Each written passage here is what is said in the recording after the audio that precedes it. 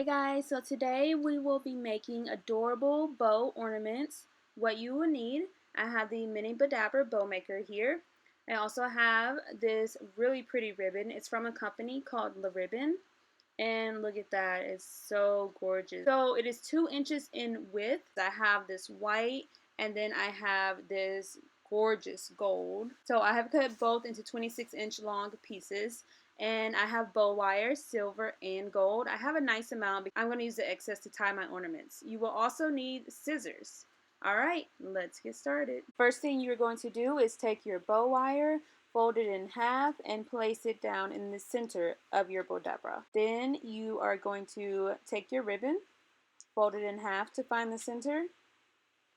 Make a nice crease, just like that. And then you're going to open it and you're going to scrunch it. Fold it in half, bring the front and the back up. And then place it down in the center of your Badabra. And make sure you have the wrong side of the ribbon facing up for this step. Next thing you're going to do is take your first side, and the mini Badabra has the measurement, so you're able to measure the loops, but just scrunch it and place it down. And then do the exact same thing to the other side. And again, use your measurements, scrunch it, and place it down. And if you don't have the measurement tool, then you can just estimate it. It doesn't have to be perfect. So use your wand to help scrunch everything together. This ribbon is pretty thick. And while you have the wand in place, you're able to kind of adjust and maneuver the ribbon a little bit more. Just like that. It looks so cute and precious. So remove your wand and oh my gosh, it's so cute. Look at that color. So you're going to take your bow wire and place the 2 open ends inside of the loop. Hold your bow in place and give it a nice tug. Really, really tight. And then remove your bow from the Badabra and tie it again a couple of times just to make sure it's nice and secure.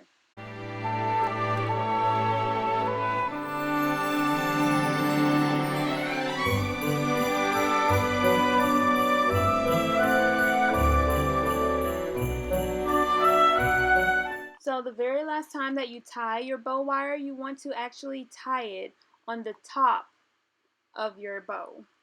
And you'll see why shortly.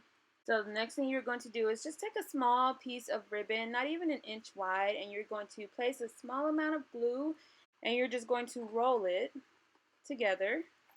And this is going to serve as your center. So you see how it looks. You're just going to take some more hot glue, just like that, and you're going to place it in the center.